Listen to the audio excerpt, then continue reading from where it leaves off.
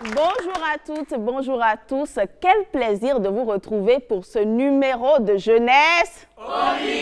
Mesdames, messieurs, j'espère que vous êtes confortablement assis. Bien sûr, vous nous regardez à travers une télévision et justement, la télévision se retrouve dans presque tous les ménages aujourd'hui. Mais pendant la période scolaire, est-ce que les enfants ont-ils droit à la télévision? C'est une question qui se pose et les réponses et les convictions dépendent d'un foyer et d'un autre. Ici, sur ce plateau, nous avons également des avis et nos amis aujourd'hui nous diront quels sont les leurs. Et nous sommes aujourd'hui avec les élèves du cours secondaire protestant.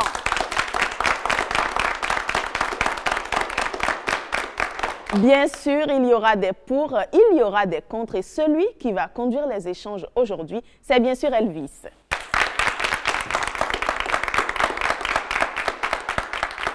Bonjour Elvis, comment vas-tu? Bonjour Jennifer, je vais très bien et vous? D'accord, ça va très bien. Tu as 30 minutes avec tes camarades. Ok. Vous allez nous dire ce que vous en pensez. Je vous retrouve juste après. Ce sera dans Entre nous.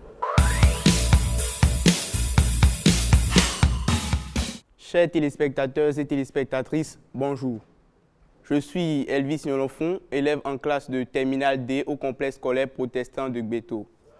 Je suis ici en ce jour accompagné de mes camarades pour conduire le débat portant sur la télévision en milieu pendant l'année scolaire. La télévision pendant l'année scolaire complète-t-elle vraiment effectivement l'éducation des apprenants? Donc, ainsi, nous avons ici à ma droite un groupe qui est pour et à ma gauche un autre groupe qui est contre la télévision pendant l'année scolaire. Sans plus tarder, nous allons donner la parole à Emmanuela. Emmanuela, qu'est-ce que tu penses de la télévision, de l'accès à la télévision pendant l'année scolaire? Je m'appelle Emmanuela Zodjihwe, élève en classe de terminale C au cours secondaire protestant de Gbeto. La télévision, bien qu'elle soit un moyen de communication, elle permet d'avoir toutes les informations, elle forme et puis elle éduque. Bonjour, moi je m'appelle Torvi Bolène Kerry, en classe de terminale A2 au CSP Gbeto. Pour moi, d'abord, la télévision, c'est un moyen de communication, d'information et de distraction. Elle est nécessaire en année scolaire pour qu'on ait en fait accès aux informations en temps réel. Nous donnons la parole à présent à Morel. On me nomme Kozo Morel. Je suis élève en classe de terminale A2 au complexe scolaire protestant de Gbeto. Bien vrai, la télévision permet d'avoir des informations, mais elle permet aussi d'avoir accès à certaines choses qui ne permettent pas forcément le développement scolaire, c'est-à-dire plusieurs documentaires ou autres, même les télé-réalités qui ne nous permettent pas vraiment de développer notre niveau d'études en fait. Bonjour tout le monde, on m'appelle David Akoni, je suis élève en terminale D au CSP Beto. Pour compléter ce que mon camarade Morel juste à côté de moi a dit tout à l'heure, la télévision en année scolaire n'aide pas à l'assimilation plus facile des leçons en classe. Parce que regarder la télé la veille, alors que tu sais que tu as un devoir, une interrogation le lendemain, ça ne te permet pas de te mettre dans ton interrogation, dans ton devoir que tu as le lendemain. Ça ne facilite pas le sommeil et ça diminue la vision à cause de la lumière bulle qu'émet la télévision. Aussi, certains programmes ne sont pas adaptés à un certain public et ça choque aussi. C'est tout ce que j'ai à dire pour l'instant. Ok, à présent, nous donnons la parole à Imelda. Je m'appelle Imelda Doko, élève en classe de terminale scientifique. La télévision est un moyen d'éducation qui attire les enfants. Les parents doivent prendre le rôle de vérifier ce que leur enfant regarde. Moi, on me nomme Joséphine Zosso. Je suis en classe de terminale D au complexe scolaire de Gbeto. Ce que j'ai à compléter après ce que mon ami m'aide à dire, c'est que quoi? Quand nous prenons la télévision, le but réel et véritable de la télévision, c'est une source d'information. Et son objectif, c'est d'éduquer, de former et d'aider les personnes à s'informer. Donc, pour contre-attaquer ce que mon ami Toby a dit, si vraiment un élève a a à faire un devoir. La télévision peut l'aider aussi quand nous prenons l'épreuve de français en culture générale. S'il regarde la télé avec les informations, les magazines et les documentaires, cela va l'aider à plus améliorer sa connaissance et cela va lui permettre de mieux travailler en devoir. C'est ce que j'avais à dire. Ok, nous donnons la parole à Victor. Bonjour, moi c'est Zikpi Victor, élève en classe de première AB au collège du cours secondaire protestant de Gbeto. Donc pour ma part, la télévision contribue à la réduction des activités physiques. Beaucoup d'apprenants de nos jours consacrent la plupart de leur temps à regarder la télévision qu'à pratiquer des activités physiques. Les activités physiques participent au développement, au maintien et au bien-être global des apprenants. Donc, quand tu regardes trop la télévision, cela contribue à un mode de vie sédentaire et peut avoir des effets néfastes sur la vie des apprenants. C'est tout ce que j'ai à dire. Et quand tu parles de l'activité pratique, tu fais allusion à quoi? De faire du sport, de la marche, la course et tout. Je me nomme Enzo Johnson, élève en première AB au cours secondaire protestant de Gbeto. Pour répondre à ma camarade Imelda, elle avait dit que les parents doivent essayer de réglementer ce que les enfants peuvent voir à la télévision. Mais en fait, les parents, maintenant que la plupart des mères ne sont plus au foyer, tous les parents travaillent. Ils ne peuvent pas tout le temps être à la maison afin de réglementer ce que les enfants regardent. Les enfants, eux, ils sont seuls chez eux. Donc, on ne peut pas totalement savoir ce qu'ils font. Et donc, ce n'est pas carrément de la faute des parents. Je répondrai à cela en disant que tout est une histoire de conscience personnelle. Les parents peuvent bien sortir de la maison et l'enfant ira jouer sans apprendre. Les parents peuvent bien sortir de la maison, l'enfant peut dormir sans apprendre. Donc, je ne vois pas à quoi ça sert vraiment. À présent, nous donnons la parole à Joséphina. Moi, c'est Soso Joséphina, je suis en classe de terminale D.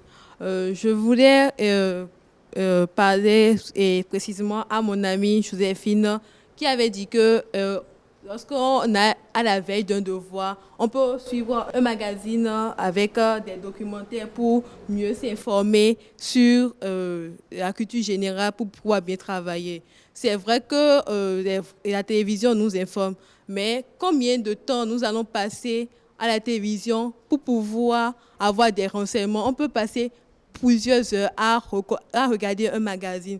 Donc, moi, je ne pense pas que seulement la télévision peut nous apprendre, peut nous informer sur la culture générale. Nous avons aussi des livres pour ça. Donc, nous pouvons nous abonner à des bibliothèques, lire des livres et un peu avec ça, nous pouvons aussi avoir des informations. Ok. Nous donnons la parole à Bismarck.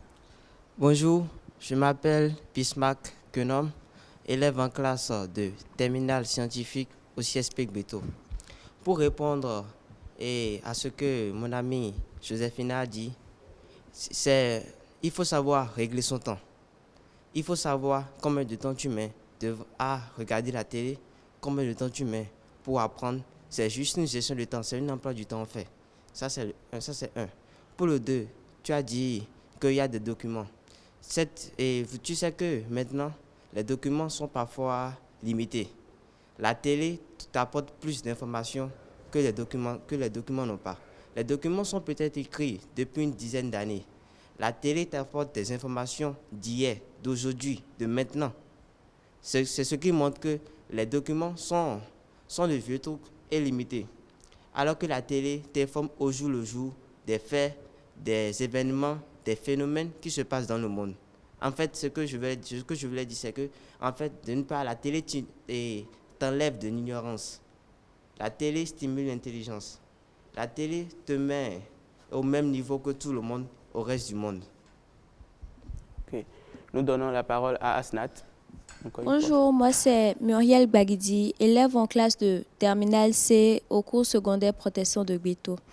Bon, pour aller à l'encontre de ce que Bismarck vient de dire, bon, bien vrai que les documentaires permettent à l'enfant d'être renseigné, tout et tout, mais cela dépend aussi de la conscience de l'enfant. Parce que tu es un parent, tu laisses ton enfant à la maison, bien vrai, il est devant la télé, mais tu ne sais pas ce qu'il regarde. Donc, bien vrai, les documentaires, c'est aussi bon, mais comment avoir un emploi du temps pour regarder la télé et un emploi du temps pour l'école? Ok, passons la parole à Toby. Comme je m'étais déjà présenté, j'y vais directement. Je veux compléter ce que ma camarade juste à ma gauche vient de dire. Oui. Depuis l'avènement des NTIC, les enfants d'aujourd'hui n'ont plus accès aux vrais documents qui renseignent à propos de l'histoire et de ce qui s'est passé avant leur naissance à eux. Tout ça au profit de la télévision. Les jeunes d'aujourd'hui, en rentrant des cours, préfèrent aller s'asseoir devant la télé, regarder des chaînes sur lesquelles, bon, la majorité des chaînes, il n'y a vraiment rien de concret, hein, d'après mon opinion. Mais certaines chaînes vraiment inspirent et apportent plus d'informations à un apprenant. Mais rien n'est comparable au livre. Le plaisir de s'asseoir dans sa chambre, de prendre un document d'histoire, de géographie, de biologie, de lire ce qu'il y a écrit, de t'instruire, de t'auto-instruire et de savoir. Les enfants d'aujourd'hui ne savent plus le plaisir que le livre apporte aujourd'hui. Et la télé, vraiment, s'asseoir devant la télé, regarder un documentaire et trouver des arguments pour dire que oui, c'est parce qu'il y a des documentaires, c'est parce qu'il y a ci. Les documentaires ont été inspirés par des livres. Les documentaires ont été réalisés par des gens qui ont lu des livres, qui sont venus les faire passer maintenant par des images vidéo. Tout passe d'abord par le livre. L'information, c'est le livre. Ce que vous regardez à la télé, c'est un livre qui a été réalisé en vidéo. C'est tout ce que j'ai à dire pour l'instant. Ok, nous écoutons à présent Azriel. Bonjour à tous, je m'appelle Azriel Kapou. Je suis en classe de première D au collège protestant CSP Gbeto. D'abord, pour répondre à ma camarade Asnat, tout enfant conscient à un certain âge doit savoir comment déterminer son programme. Tout enfant conscient, ses parents n'ont pas besoin de lui dire de faire un emploi du temps. Lui-même, il fait son emploi du temps. Et lui-même, il sait quand est-ce qu'il doit aller regarder la télé et quand est-ce qu'il ne faut pas aller regarder la télé. Et pour répondre aussi à Toby, pour les affaires d'histoire ancienne, la télé dispose de plusieurs chaînes pour se renseigner à propos de cela, sur la civilisation égyptienne, sur la civilisation américaine, les guerres, la Première Guerre mondiale, la Deuxième Guerre mondiale. Par exemple, moi, mon cas, pour la Première Guerre mondiale, ce n'est pas à l'école, j'ai appris ça premièrement. C'est la télé qui m'a informé de ça. Et je suis allée faire des recherches. Et même le documentaire a parlé de tout.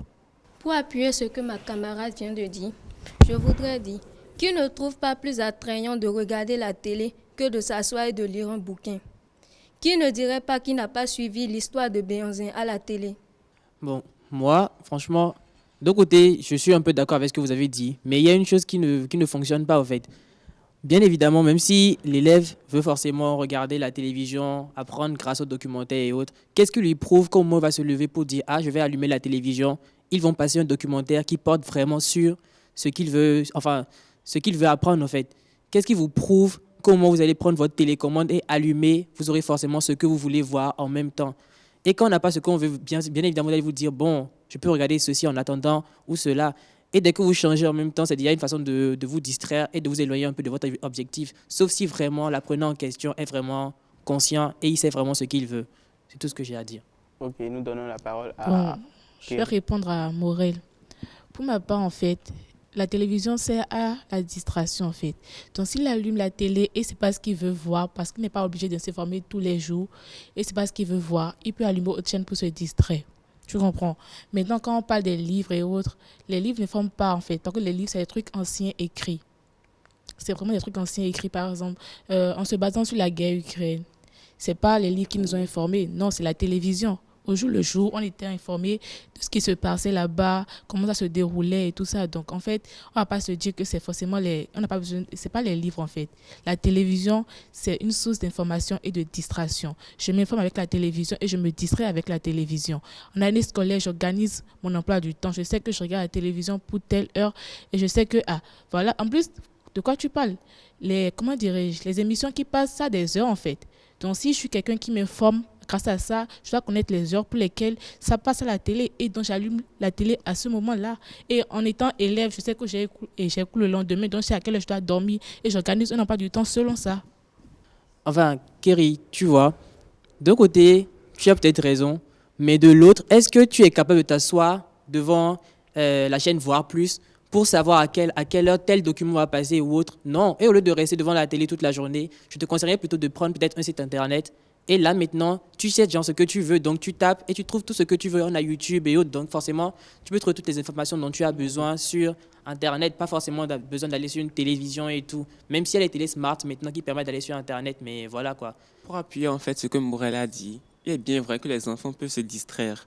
Mais en fait, il faut savoir bien se distraire. Parce qu'à la télé, il n'y a pas que des documentaires. À part les documentaires, il y a des programmes qui ne sont pas adaptés aux enfants et qui ne sont pas du tout à but éducatif.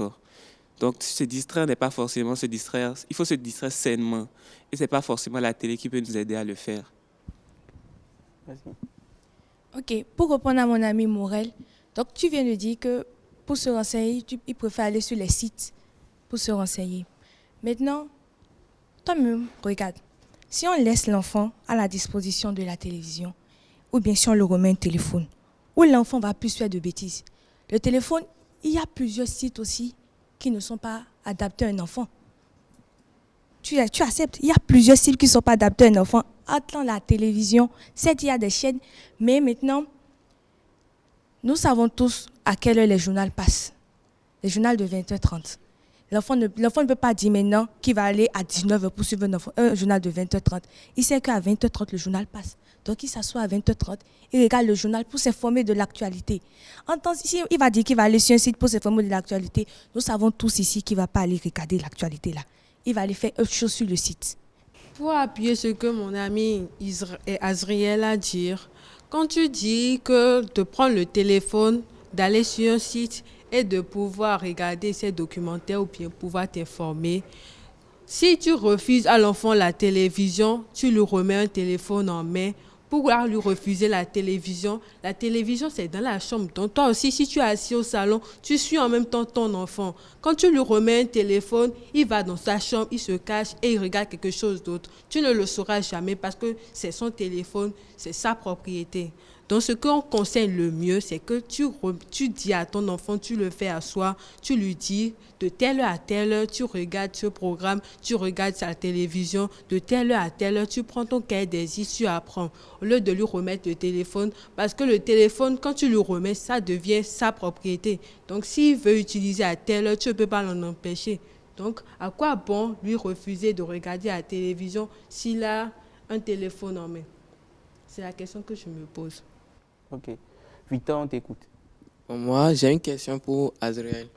Parce que tu dis que la télévision peut s'informer. Maintenant, qu'est-ce qui prouve réellement que quand tu allumes la télévision, tu passes sur la chaîne où tu voudrais t'informer? Parce que, par exemple, quand elle a dit qu'elle veut s'informer. Donc, il peut y avoir des émissions, des feuilletons qu'elle aime bien à la même heure où l'information veut passer sur cette chaîne.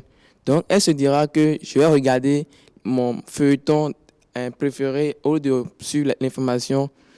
Donc, c'est pas vraiment adapté. La télé n'est pas vraiment adaptée à un enfant. Nous écoutons Bismarck. Pour répondre à Victor, j'aimerais dire que quand tu allumes la télé, déjà on parle de conscience. On dit un enfant, si tu es conscient de ce que tu veux, de là où tu veux aller, tu fais les bonnes choses pour y arriver. Quand tu allumes la télé et tu sais que tu veux t'informer, tu ne te distrais pas. Tu ne vas pas allumer Novelas, tu ne vas pas allumer Nollywood. Tu vas sur une chaîne où tu t'informes, déjà.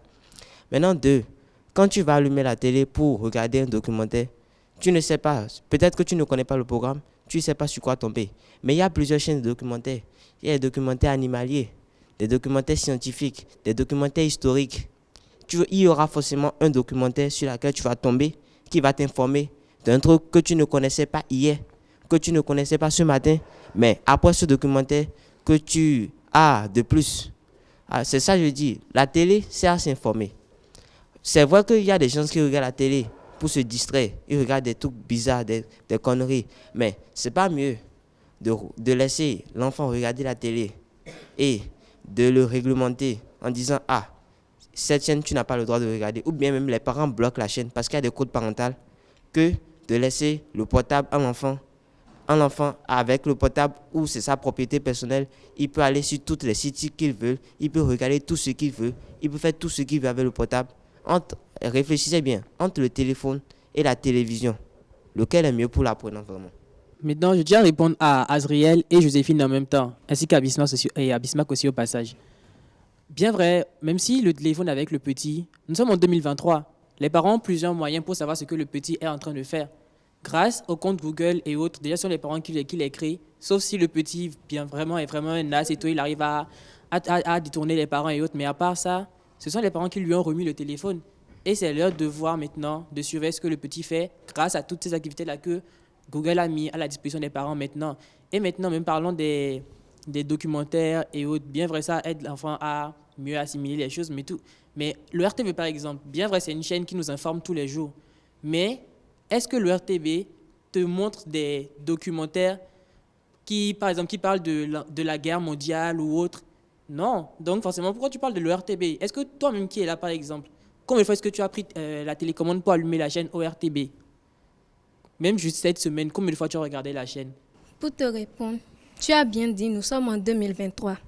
Ces mêmes moyens que les parents utilisent pour surveiller le téléphone, ils peuvent bien l'utiliser pour surveiller la télé aussi. L'ORTB passe des émissions qui instruisent très bien. Jeunesse oblige.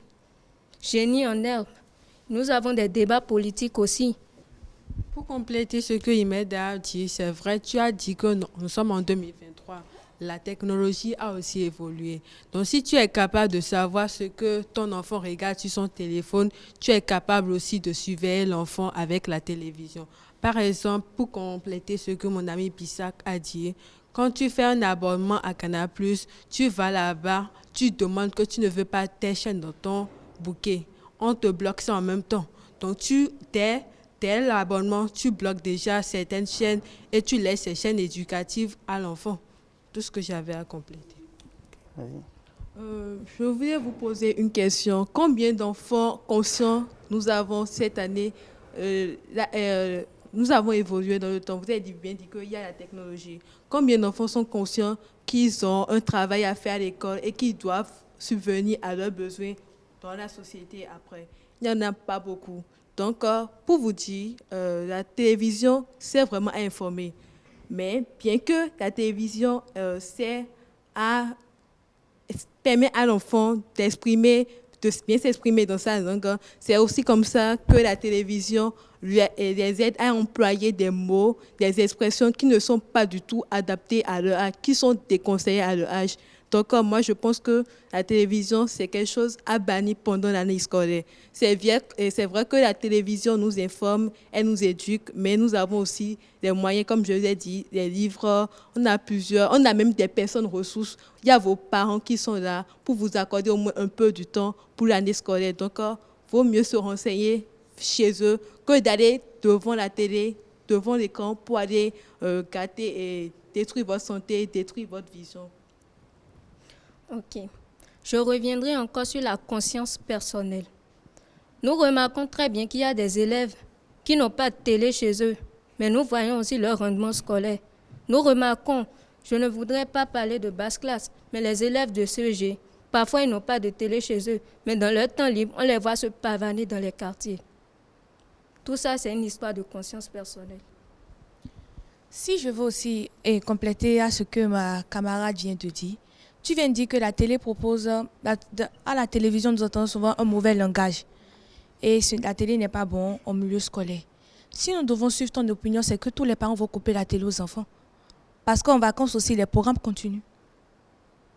Donc tout dépend, comme ce que mon ami vient de dire, tout dépend de la conscience de l'enfant. L'enfant même qui est conscient, quand il entend un mot qui n'est pas juste, il n'est pas obligé de le répéter. Et toi qui es là, je te demande, tu es conscient ou bien tu n'es pas conscient? Tu sais, lorsque tu dois aller faire tes exercices. Tu sais, quand tu as devoir, tu sais, lorsqu'il faut couper la télé, ou bien tu ne l'es pas. Tu l'es, non? Voilà.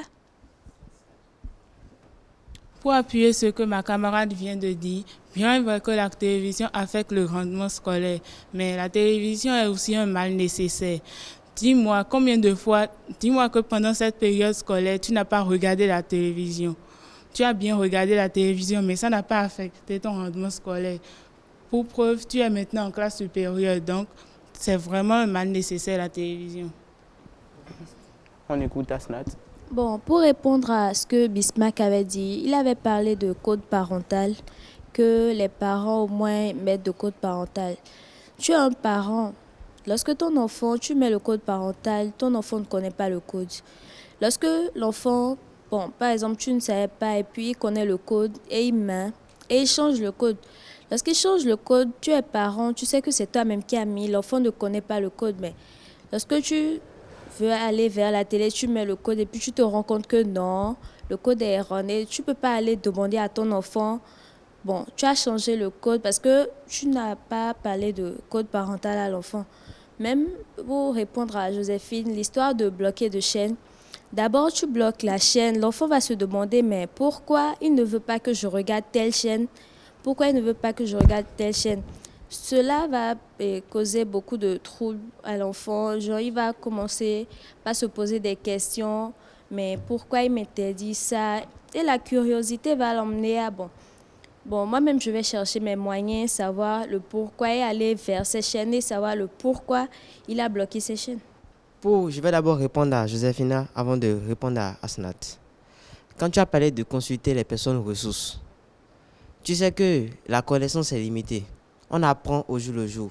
Même nos professeurs qui nous enseignent continuent d'apprendre. Tu sais que la science évolue. On découvre chaque jour de nouvelles choses. Ce que les documentaires nous apprennent, c'est ça que je dis. Aujourd'hui, tout évolue. Il y a des trucs qui n'existaient pas hier, qui existeront aujourd'hui. Et d'autres qui n'existent pas aujourd'hui, qui existeront demain. La connaissance évolue. Il y a des trucs que peut-être les personnes ressources ne connaissaient pas, que nous connaissons, parce que nous avons la télé, nous nous informons. Maintenant, pour répondre à toi, Asnat, quand tu dis que l'enfant connaîtra le code et il va changer comme ça, si le parent oublie le code, tu sais que tu peux aller dans un centre Canal+, demander de réinstaller ton code et tu remets un autre code. Déjà, Maintenant, quand tu dis que l'enfant a la curiosité de savoir pourquoi, le parent va lui expliquer, mon enfant, cette chaîne n'est pas adaptée pour toi, ça ne va pas stimuler ton intelligence et ce n'est pas bon pour toi.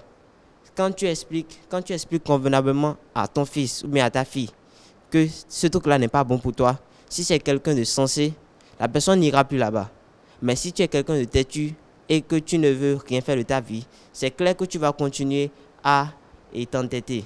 Mais quand on explique, cette chaîne, ce n'est pas une bonne chaîne pour toi, ça ne t'apprendra rien, ça va plutôt t'abrutir, ça va te rendre plus bête, l'enfant arrêtera, s'il est conscient. Vas-y, Victor, on t'écoute. Donc, pour appuyer ce que mon ami, mon camarade Asnat a dit, donc de nos jours, tu sais qu'on peut redémarrer un décodeur. Donc, si tu pars dans un centre Canal+, dis que tu veux changer de code, si tu fais ça, on peut encore redémarrer le décodeur et le code peut partir. Je mets mon code que je veux moi-même. Là, un parent ne peut pas venir demander à l'enfant, bon, tu as changé de code, tu ne peux pas demander ça. En plus, de nos jours, les enfants passent plus de temps à la télévision qu'à faire les activités physiques, les tâches domestiques à la maison. Donc, un enfant, il peut se dire que à telle heure, je dois regarder cette série, ce documentaire. Donc, il va te dire, si ta mère te commente, tu dis que maman, non, je ne peux pas faire ça, je dois regarder ça parce que je dois m'informer. Ok, d'après tout ce qui vient de se dire sur ce plateau-ci, certains pensent que la télévision est à bannir pendant l'année scolaire et d'autres pensent que cette télévision même est un moyen d'information pour les apprenants. D'où la télévision elle-même permet d'informer comme elle permet aussi aux apprenants de désapprendre. Donc la question de savoir si la télévision complète ou pas l'apprentissage des enfants n'a vraiment pas une réponse fixe. Chaque apprenant devrait savoir ce qu'il fera de sa télé. Regarder la télé peut vraiment aussi informer les enfants comment cela peut faire désapprendre les apprenants. J'invite à présent Madame Jennifer à monter sur le plateau.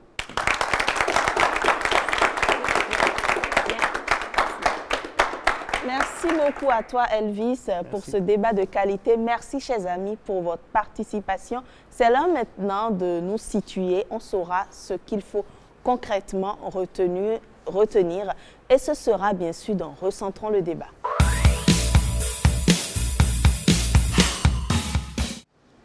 Voilà, eh bien dans Recentrons le débat, aujourd'hui nous recevons pour vous Monsieur Bertin Adimiton Lali. Bonjour Monsieur Lali. Bonjour Madame. Alors vous êtes psychologue, c'est à ce titre qu'on vous reçoit sur le plateau, mais il faut rappeler quand même que vous êtes enseignant à la retraite, donc vous connaissez très bien le milieu scolaire. La télévision pendant l'année scolaire, est-ce que c'est utile ou est-ce qu'il faut plutôt s'en passer? Nos amis sur le plateau ont donné leur avis. Vous avez un peu entendu les différents avis. Qu'est-ce que vous en pensez? J'ai entendu, non seulement entendu, mais écouté les différents avis. Ils ont parlé de la télévision. Quelqu'un a opposé la télévision au téléphone ou à l'Internet, etc., livres. Tout ça, c'est des outils. Ce qui importe, c'est l'individu. C'est l'individu qui sait ce qu'il veut dans sa vie et fait ses choix en conséquence. Donc, il n'y a pas de tout tracé. C'est une question de discernement. Qu'est-ce que je vais y chercher? C'est ça. Je peux me documenter à la télévision sans être esclave de la télé.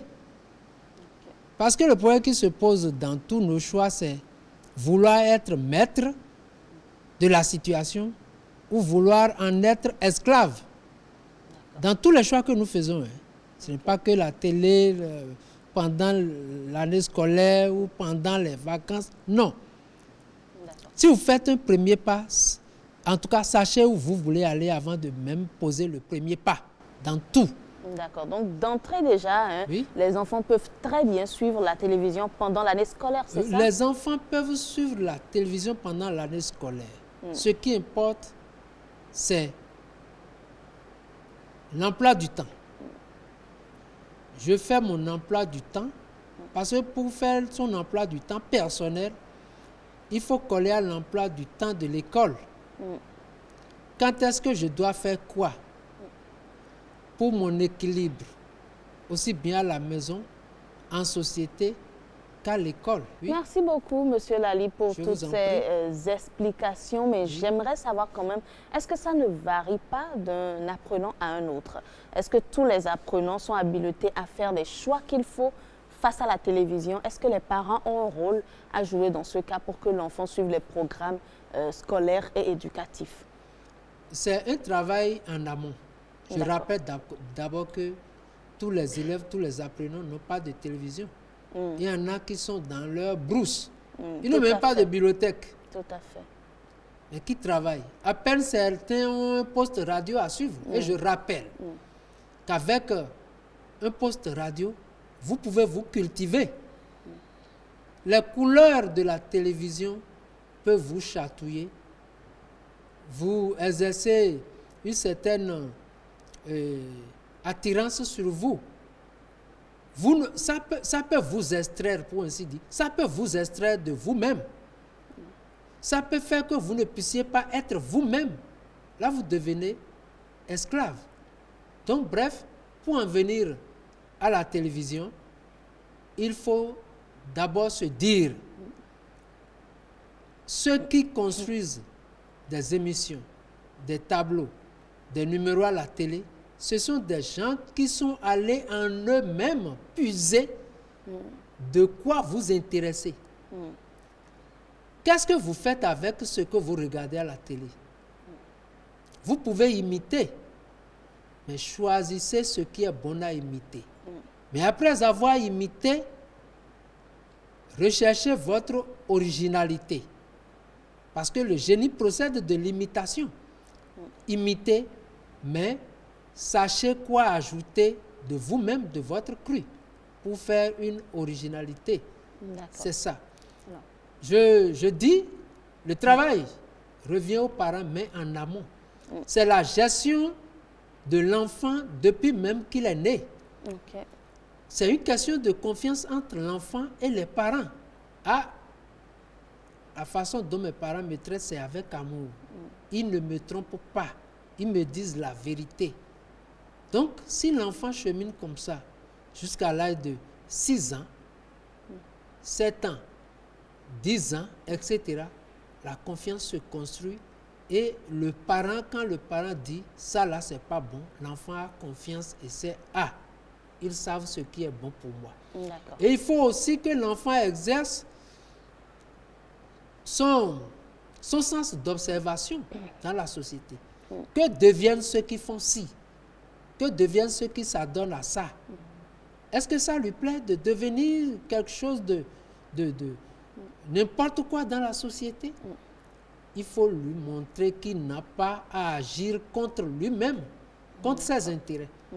Et je rappelle une phrase dans l'hymne national: pour la postérité, construisons sans relâche. C'est vous-même d'abord, c'est votre être. Ne faites rien, ne choisissez rien.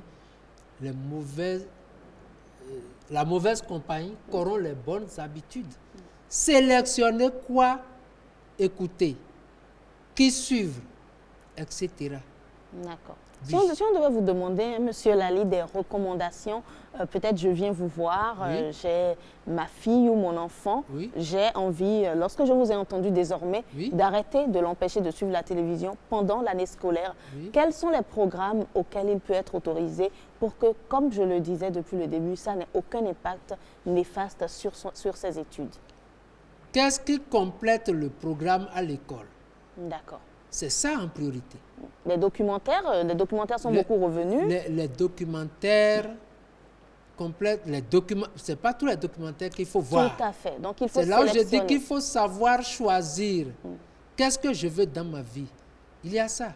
Il faut suivre l'actualité, l'essentiel. Mais on n'a pas besoin à chaque fois d'être à la télé pour suivre le journal. Non, parce qu'il y a des choses qui se répètent. Hein? C'est ça. Dès que vous entendez le sommaire, mais qu'est-ce que vous dites? Oui, le sommaire. Le sommaire, vous savez déjà s'il faut suivre ou non. Hein? Et le sensationnel, évitez ça. Le sensationnel vous piège. Ce que vous entendez, et puis ça vous émeut, vous n'êtes pas vous-même. Ça vous piège. Donc, qu'est-ce qui colle? Je rappelle, qu'est-ce qui colle au programme? Qu'est-ce qui est connexe au programme? Parce qu'il faut enrichir. Quand le maître, l'enseignant vous met sur une piste, c'est à vous d'aller plus loin. C'est ça qu'il faut regarder. Qu'est-ce qui est du domaine de mon talent, de mes passions positives à cultiver pour être moi-même demain? C'est ça qu'il faut suivre. Ça vous enrichit. Mais il faut savoir hiérarchiser. Il faut savoir hiérarchiser. Qu'est-ce qui, pour le moment, c'est les études qui importent pendant l'année scolaire. Il faut que je suive ce qui a trait aux études. Ce qui me donne la joie, le sport, tout ça là, il faut coller au programme des études avant de voir tout ça. Sinon, on a le week-end pour faire du sport, on a pour suivre, etc., etc. C'est ça. Ce que je m'en vais dire, c'est quoi?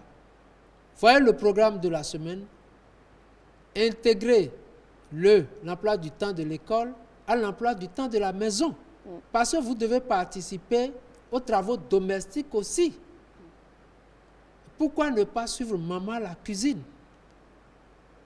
Pourquoi si papa travaille à la maison, pourquoi ne pas le suivre, ne serait-ce que 30 minutes dans ce qu'il fait? C'est l'occasion pour moi de dire que c'est nous les parents qui faisons des enfants sans emploi.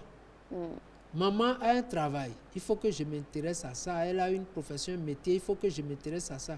Si papa en a un autre, ça fait alors 2 métiers avec lesquels je frotte. quel que soit alpha, j'aurai quelque chose à faire. Donc, qu'est-ce qui peut me construire?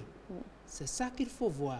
Ok, d'accord. Absolument. D'accord. Quand on vous suit, vous misez beaucoup sur la sélection. Oui. L'enfant doit savoir quoi choisir pour Oui. ne pas peut-être Oui. être intoxiqué, hein, Oui. je dirais Oui. peut-être psychologiquement. Bien sûr que oui. Mais maintenant, nous allons parler de la fréquence, peut-être.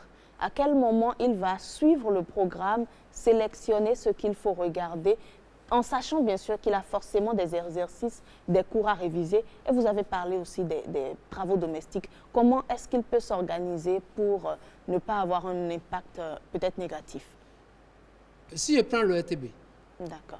si l'enfant suit bien, surtout pendant les vacances, les congés, l'enfant saura quel programme l'ORTB suit. D'accord. Quelle émission privilégiée. D'accord. Donc, il aura les horaires. Il aura les horaires. Hein? Et s'entendre avec papa et maman pour la conception d'un emploi du temps à la maison. Absolument. Et si l'enfant a des préoccupations, il faut qu'il confie ça à papa et à maman. Et c'est là où je rappelle que nous, parents, nous avons une grande responsabilité. Il nous faut avoir des notions de psychologie. Il nous faut cultiver l'amour pour nos enfants, pour leur donner des exemples. Donc, c'est une question de confiance. Et donc, ils construisent et chacun retrouve son compte. Je rappelle, une famille, c'est une entreprise, c'est une équipe. Chacun doit avoir, et la maison n'est belle que quand chacun y apporte sa part de labeur. Vous avez encore Cyril Badin au programme. Sous l'orage, il y a des gens de la seconde ici? Oui. La maison n'est belle que quand chacun y apporte sa part de labeur. Entendez-vous? Et sachez que ce n'est pas que voir la maison. Chacun a ses besoins. Il faut que chacun travaille à faire avancer l'autre, à amener l'autre à se réaliser. Je rappelle, Dieu nous a créés et nous a assigné comme mission de nous recréer nous-mêmes, d'exercer notre créativité. Le sens de concept de soi, qu'est-ce que je suis, qu'est-ce que je me prépare, qu'est-ce que je deviens. Ayez toujours ça. Et bien entendu, la télévision y participe. Si on vous suit. La télévision y participe. Je choisis mes éléments qui me construisent. Je les choisis à la télé. Et je rappelle, la télévision n'est pas tout. Aimez lire. Aimez beaucoup lire. La culture, ce n'est pas qu'à la télé. Aimez lire, aimez beaucoup lire. Et vous avez beaucoup de chance aujourd'hui. Il y a beaucoup, les bibliothèques, il y en a. Il y a beaucoup de sources de culture et de bonne culture. D'accord. Cultivez la foi en vous-même, la confiance en vous-même, l'estime de soi. Ne faites rien qui puisse vous détruire, qui puisse détruire votre amour pour vous-même. D'accord. Merci beaucoup. Je ne sais pas si nos amis ont des questions à poser à M. Lali. Est-ce qu'il y a des questions? Pas encore? Bon, d'accord, merci. Mais lorsqu'on vous suit quand même, Monsieur Lali, contrairement aux personnes d'un certain âge, vous semblez intégrer la télévision, les nouvelles technologies qui participent à l'éducation de l'enfant. Mais autrefois, on vous dira, enfin avec d'autres personnes, on vous dira, il faut essentiellement lire parce que suivre la télé, c'est perdre beaucoup de choses, c'est perdre des valeurs parce qu'il y a des programmes qui vous montrent des choses qui ne sont pas vraiment réelles. Il y a beaucoup de choses qui peuvent vous corrompre l'esprit. Qu'est-ce qui explique quand même que vous intégrez la télévision au fait que ça peut contribuer à construire l'homme, à aider l'enfant dans sa progression? Souvent, la télévision montre des choses actuelles.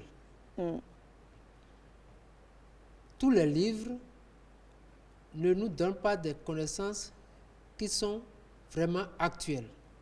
La preuve, c'est qu'un même auteur peut reprendre son livre et le réécrire, l'actualiser donc.